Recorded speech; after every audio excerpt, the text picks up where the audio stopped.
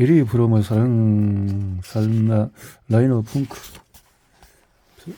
편집자는 사랑의 기술을 다룬 이 작은 책이 처음 발행된 것은 1956년 가을이니 2006년 50주년을 맞이했다. 이 책은 34개 언어로 번역되었고 판매 부수만 해도 최소 250만 부 이상인 것으로 알려져 있다. 이 책은 처음 출판한 미국의 하퍼 콜린스 출판사와 한국 문예출판사에서 사랑의 기술을 발간 50주년을 기념하면서 프로모 마지막 조수를 지낸 라이너 펑크 박사의 후기를 시키로 했다. 펑크 박사의 글은 에리 프롬의 생애를 다루면서 프롬 자신은 과연 어떻게 사랑했는지, 자신의 저서에서 이야기하고 있는 것을 얼마나 그리고 얼마나 실천하면서 살았는지에 초점이 맞춰져 있다. 그러면 50년 전에 에리 프롬이 사랑의 기술을 출간했을 때 그런 사랑과 사랑의 능력이라는 주제로 책을 쓸 가치가 있다고 생각한 최초의 학자였다. 사랑에 대해서는 종교, 이를테면 성경, 아가서와 철학, 오비디우스 사랑의 기술, 문학, 이를테면 독일 민대장 이나 낭만주의 작가들에 논해졌다. 심리학 분야에서 프롬이 사랑의 기술로 토론을 불을 붙였고 결과 오늘날 사랑을 주제로 하는 엄청난 규모의 연구와 조언서 시장이 형성되었다. 한글의 책 덕분에 독서 폭넓은 토론이 시작된다는 것이 특이한 일은 아니다. 하지만 그런 책들이 저자보다 오래 살아남는 경우는 극히 드물다.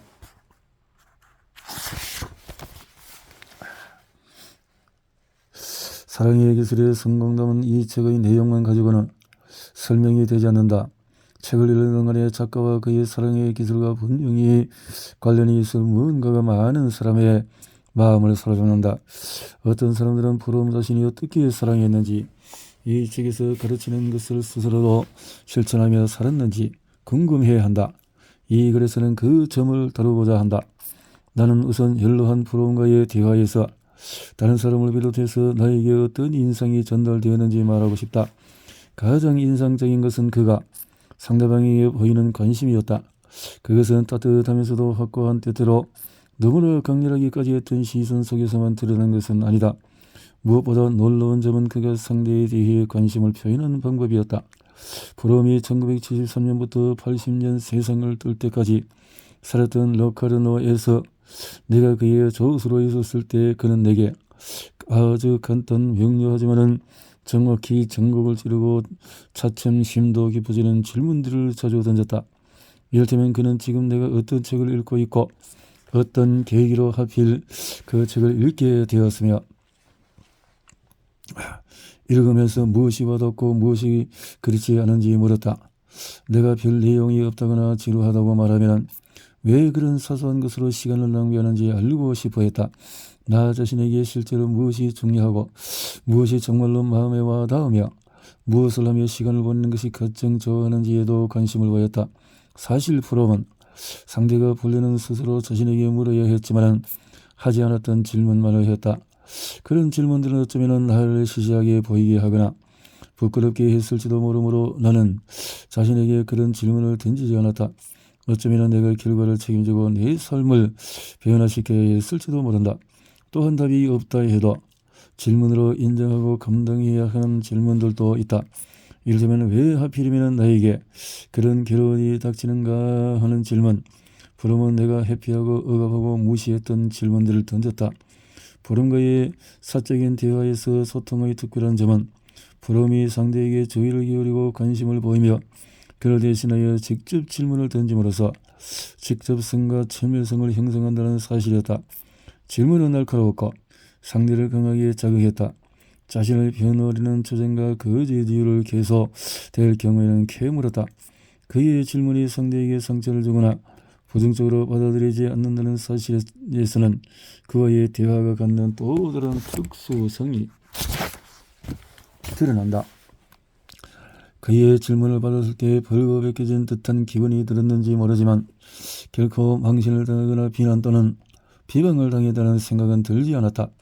그의 시선과 질문은 몹시 예리했으나 그러면서도 호의적인 면이 있었다. 그의 시선과 질문은 사랑의 기술에서 말하는 그 인식의 소망을 특징으로 했다. 어떤 사람을 존경하려면 그를 잘 알지 않고서는 불가능하다.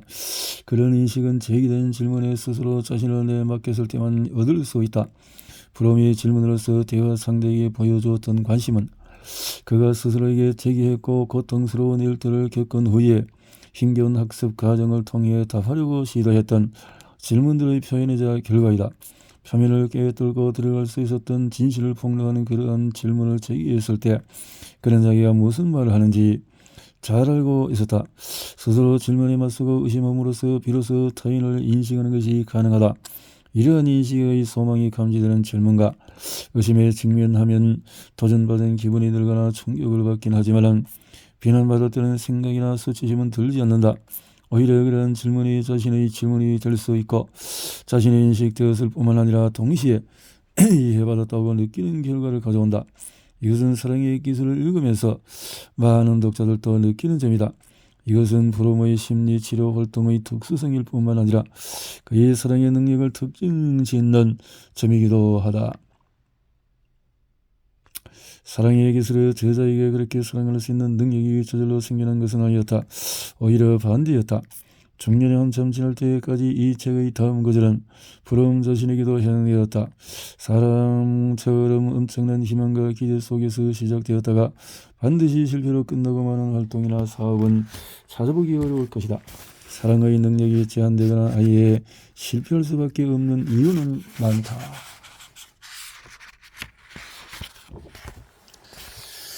사람에게 특히 중요한 것은 어머니와 아버지가 본보기로 보여준 사랑의 성질이다. 이리 브롬은 1900년에 프랑크푸르트 암마인에서 독자로 태어났다.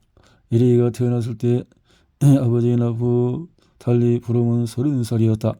그의 직업은 대부분의 선조들과 달리 유대 신학자가 아니라 딸기 와인 상인이었다. 소심하고 핵가족에 매우 속박된 편이었던 그는 직업 때문에 열등감에 시달렸고 아들이 탈무드 학자의 계보를 잇는데 모든 희망을 걸었다. 이리에게 대한 사랑은 단연한 애정,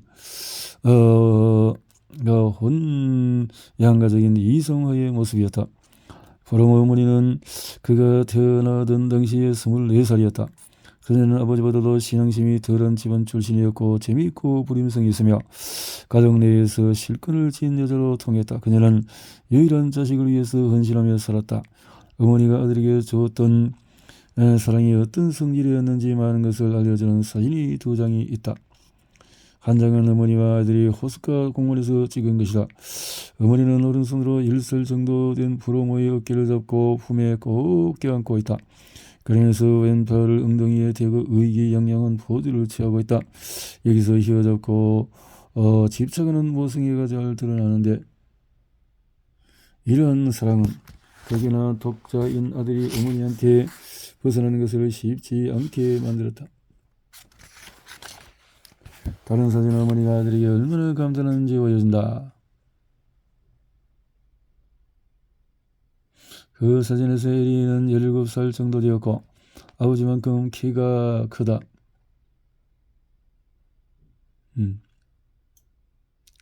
아버지와 마찬가지로 아들도 당시 시민 계급 남자의 상징이었던 산책용 지팡이와 모자를 손에 들고 있다. 두 사람 사이에 어머니가 서 있다. 그녀는 오른팔로 아들의 팔짱을 끼고 기대로 충만한 시선으로 감탄하면서 아들의 얼굴을 쳐다보고 있다. 브롬 자신이 나중에 고백했듯이 어머니는 그가 위대한 예술가이자 학자, 말하자면 제2의 파드레프스키가 되기를 바랐다. 파드레프스키는 당시 존경받는 작곡가이자 피아니스트 겸 폴란드 정치가였고 1919년에는 잠시 동안 수상을 역임하기도 했다. 그런 과도한 이상은 처음에는 굉장한 자신감과 강한 자의식을 형성한다. 어떤 사람들은 그만하고도 말하는 30, 40대 브롬의 자신 있는 태도는 어머니의 자아도취적인 사랑이 갖는 이런 국면에서 유리한다. 하지만 그런 자기 평가 질성은 공짜로 얻어지는 것이 아니다. 그것은 감탄하는 주변 사람들과 결부되어 있으며 자율적이면서 타인과는 무관한 자기 가치의 체험이 아니다. 실제로 프롬은 그를 이상화하고 집착하는 이러한 모성애를 벗어 던지려고 오랫동안 투쟁해야 했다. 젊은이의 사랑하는 능력이 일반적으로 어머니와 아버지가 본보기로 보여준 사랑에 의해 각인된다 하더라도 부모만이 사랑하는 능력의 발전을 결정하지는 않는다. 독립 자율에 대한 추구와 자신의 고유한 사랑의 경험이 출생부터 즐거운 모든 정신적인 발달에 영향을 미친다.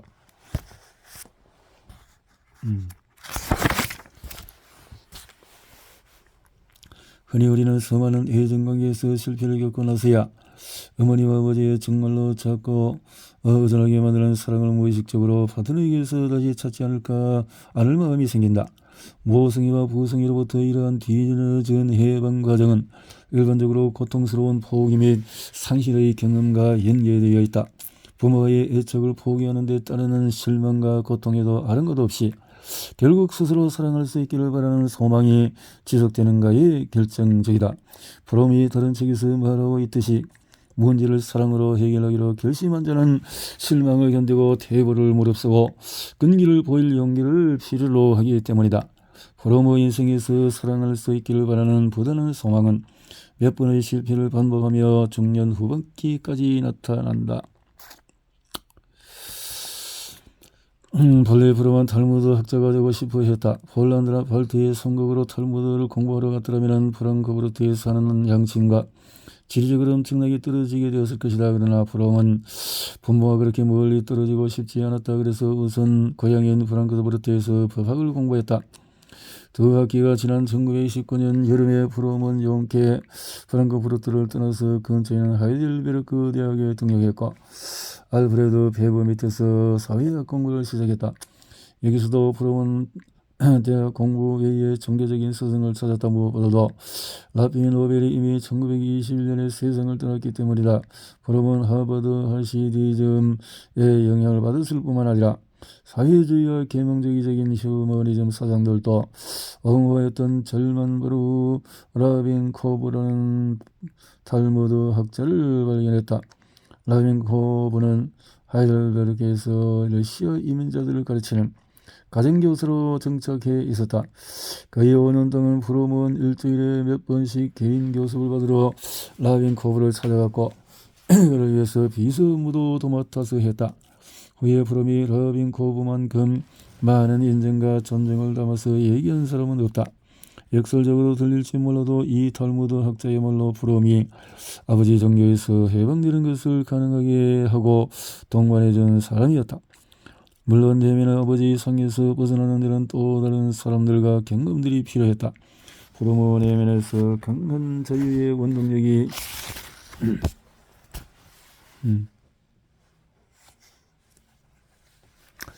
틀리게 한 것은 무엇보다도 지금부터 프로이트의 정신분석의 발견이었고 덕분에 프롬은 1926년에 그의 원죄에 의한 타락을 저지를 수 있게 되었다. 유대교의 식사 계명을 어기고 유대인의 부활절인 6월절에 돼지고기를 먹은 것이다. 불안한 부성이 거부하고 유대교 포기와 결부했다.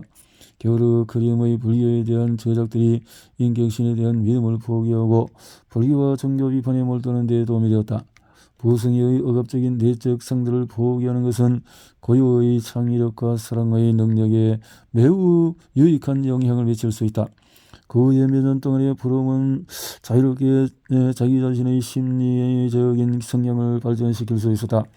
그는 사회 유명 인사들의 무의식을 탐구했고 경제활동과 사회적인 공동생활의 여건들이 인간의 정신 형성에 어느 정도로 관여하는지 알아차렸다. 그는 아도르노보다 훨씬 전인 이미 1930년대 초에 권위주의적인 성격에 대한 이론을 완성했다.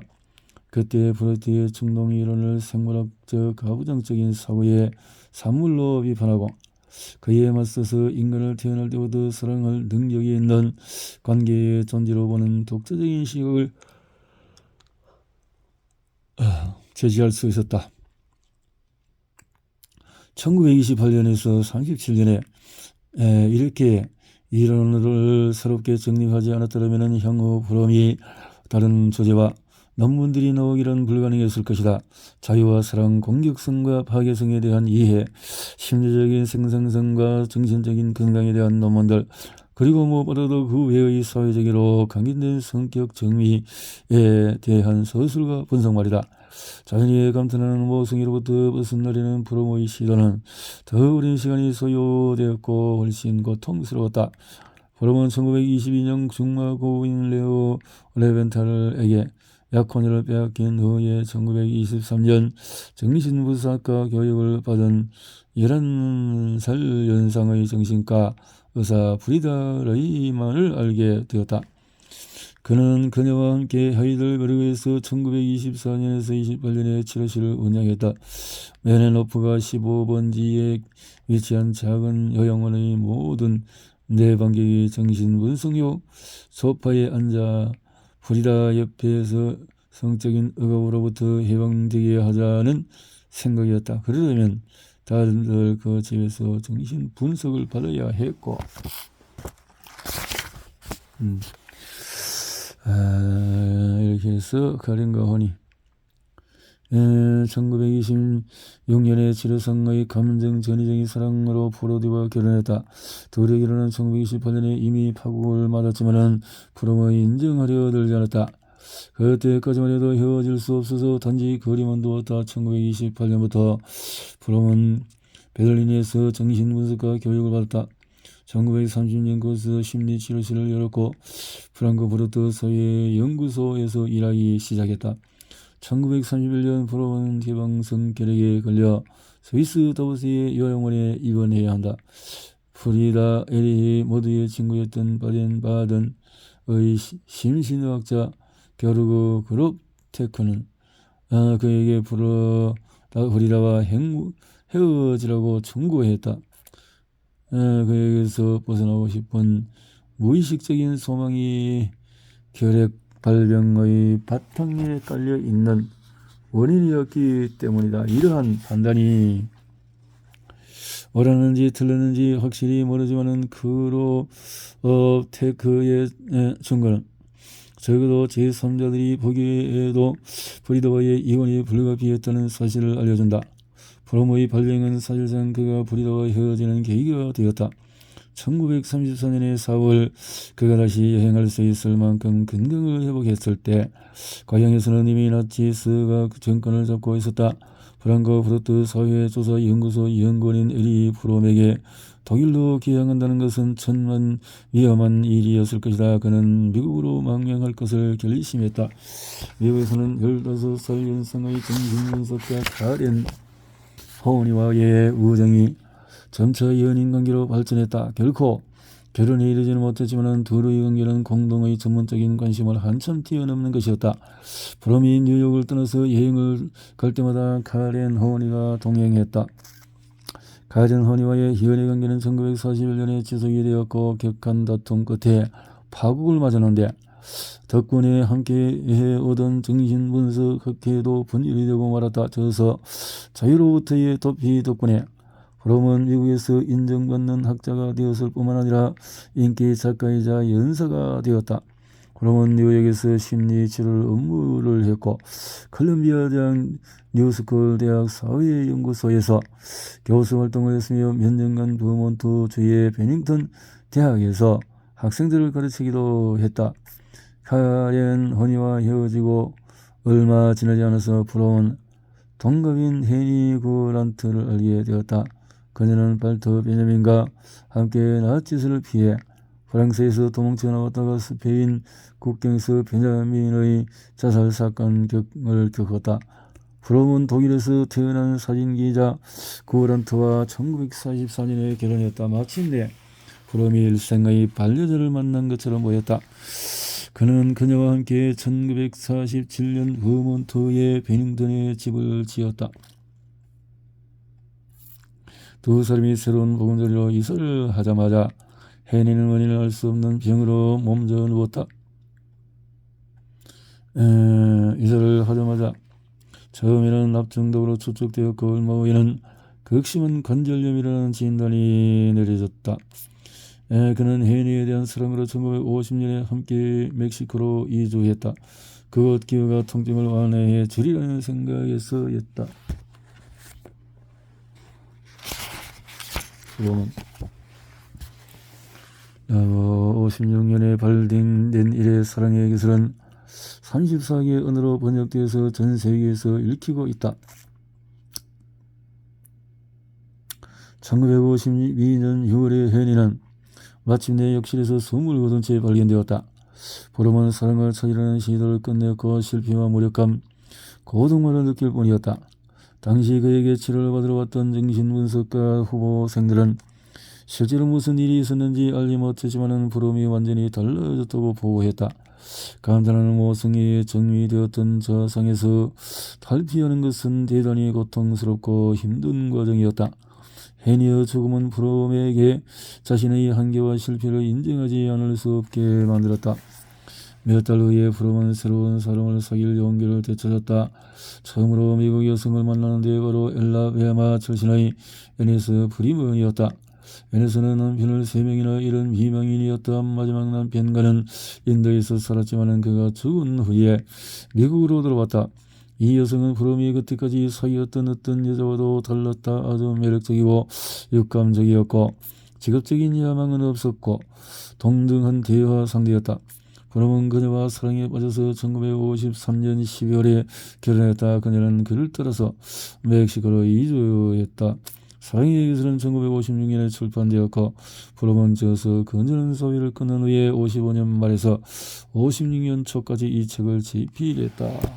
프롬이 사랑의 기술에서 비력한 많은 사상은 그의 전작들에서도 찾아볼 수가 있다. 프롬은 사랑의 기술에서 그의 사랑에 일어난 상대의 비력이었으나 에니스와의 사랑하며 결합했던 27년 동안 이 이론을 한층 더 발전시켰다.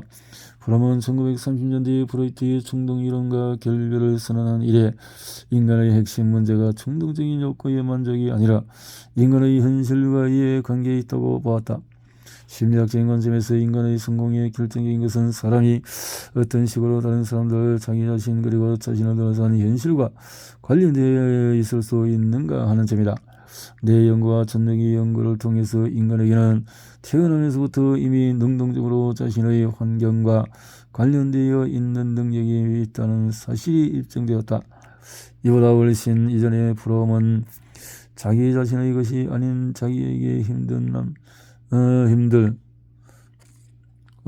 부터 내적인 독립성이 점점 더 커지게끔 이러한 능동적인 관련성을 형성하려는 인간 내면의 근본적인 경향에 대해서 말했다.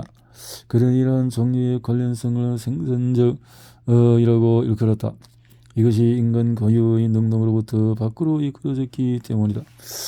어떤 사람의 삶에서 생산적인 정의의 이러한 일차적인 경향이 활동하기 시작하면 그 사람은 자립적으로 자력으로 생각하고 사랑하고 느끼고 상상하고 행동할 수 있게 된다. 생산적인 사랑에 대한 일차적인 경향은 인생 초기의 준거 인물들의 생산적인 사랑에 의해 충분히 촉힐 수 있지만 부모라는 사람들의 이기적이고 불안하고 소유욕이 강하고 속박하고 폄훼하고 종속시키는 사랑의 형태로 인해 억제될 수 있으며 심지어 정반대로 전도될 수도 있다. 프롬은 고통스럽게도 스스로 자신의 사랑의 능력이 얼마나 많이 억제될 수 있는지를 느끼게 되었다. 하지만 그러한 침해는 결코 사랑의 일차적인 경향이 그 반대의 저 관계를 주로 파괴적인 방식으로 형성하는 경향으로 변화할 정도로 깊이 미치지 않았다. 프롬의 사랑이라는 사랑의 개설이 출간한 후에 두 가지 사건으로 흔들렸다. 1950년대가 지나기 전에 아내 에네스가 유방암에 걸렸다. 그녀는 수술을 받고 식이요법에 들어갔다. 거의 20년간 재발하지 않았는데도 프롬에게 암은 남몰래 삶을 위협하는 역학을 따르는 병으로 인식되었다. 두 번째로 큰 도전은 천재화하는 냉전이었다. 아마도 사랑의 기술을 읽고서 짐작하기 어렵겠지만 프롬은 청년 시절부터 정치적으로 매우 민감하고 열성적인 사람이었다. 인간의 일차적인 사랑의 능력에 대한 그의 믿음을 뒤흔들어 놓은 것은 무엇보다도 핵 군비 증강이었다. 1960년대 초에 쿠바 사태와 관련하여 핵 전쟁이 현실적인 위협이 되었다. 위 위험이 프롬을 얼마나 불안하게 했는지는 1962년 9월 29일 클라라 어쿠하트에게 쓴 편지에서 드러난다. 최근에 어느 날 밤 나는 삶에 대한 사랑에 관해서 일종의 호소문을 썼습니다.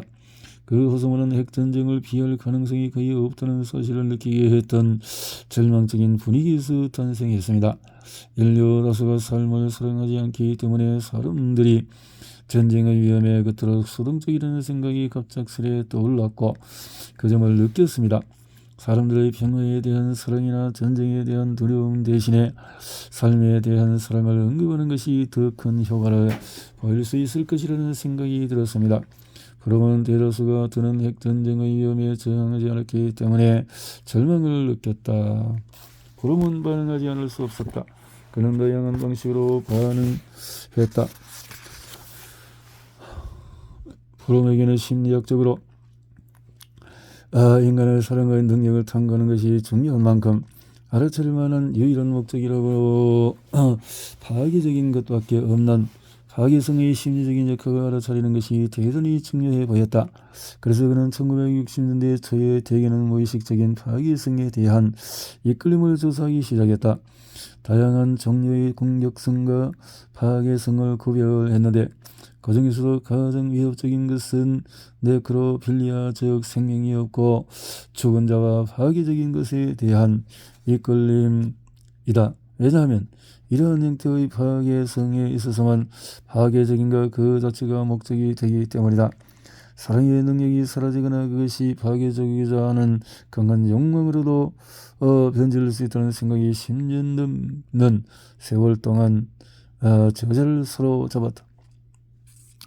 결국 프롬은 앞서 인용한 클라라 어쿠하트에게 보낸 편지에서 암시했듯이 인간의 사랑하는 능력을 바이오 빌리아적 삶을 사랑하고 살아있는 것에 이끌리는 특수한 능력으로 일정하려고 했다. 누군가 타인에게 대해서 그가 정말로 삶을 사랑한다고 말하면 대부분의 사람은 그게 무슨 뜻인지 이해한다. 그러면 우리는 성장하고 살아있는 모든 것을 사랑하는 사람을 떠올리고 아이의 성장에 어른이 되는 것에 형태에 갖추는 아이디어에 성장하고 는 교류를 목표로 삼았다. 모든 사회와 사회 집단은 그들의 자기 보존에 최선으로 기여하는 것을 사랑이라고 내세우려고 한다. 프롬에 따르면 특정한 사회적인 매력으로 여겨지는 것은 대개 사랑의 욕구의 자유로운 표현과는 뭔가 다른 것을 목표로 삼는다. 권위적으로 사랑하는 사람에게는 지배와 자제가 중요하다. 마케팅에 정의된 사람은 호평을 얻고 좋은 인상을 주며 성공을 거두고 싶어한다. 그리고 이런 식으로 사랑하려고 한다. 하지만 실제로는 사랑하고 싶은 내면의 욕구가 없으며 사랑의 욕구를 느끼고 표현하는 것을 방해하는 욕구를 가지고 있다. 이처럼 방해하는 욕구를 알아차리려면 사회적으로 기대되고 모범으로 여겨지는 모든 것에 비판적인 거리를 둘 필요가 있다. 하지만 사회의 비판이 스스로 이데올로기적이 되는 위험에 빠지지 않으려면 내면을 향한 길을 가고 진지하게 삶에 대한 사랑을 찾아 나서야 한다. 브롬은 자신의 사랑의 능력을 방해하는 내면의 장애물을 알아차리고 극복하는 데 성공하면 할수록 그만큼 사랑하는 능력을 마치 감각적인 욕구처럼 실용할 수 있었다. 브롬의 생애 후반기에 가까이 알고 지냈던 사람은 누가 되었건 그가 사랑하는 능력을 다른 사람들과 사랑하면서 관련되어 있으려는 욕구처럼 느꼈다는 사실을 알아차릴 수 있었다. 1970년대에 으로카르노의 프롬의 조수로 있었을 때 나는 거듭에서 그의 특별한 사랑의 능력을 목격하는 자가 되었다. 그 능력은 그가 대화 중에서 상대방에게 다가가는 방법에서 감지할 수 있었다. 이렇게 책 사랑의 예술을 읽을 때마다 여전히 그의 능력을 인지할 수가 있다라고 라인을 품고, 그래서 옹긴이의 말은 현대인으로서 세계 대선을 가장 처참하게 평가절하되고 있는 것이 사랑일 것이다.